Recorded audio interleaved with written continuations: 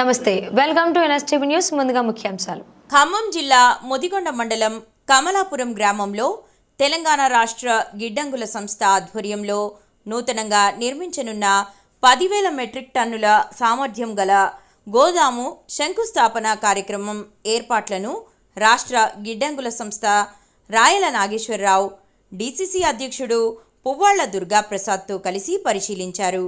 అనంతరం రాయల నాగేశ్వరరావు మాట్లాడుతూ గోదాము శంకుస్థాపనకు రేపు తెలంగాణ రాష్ట్ర ఉప ముఖ్యమంత్రి మల్లు భట్టి విక్రమార్క హాజరు కానున్నారన్నారు.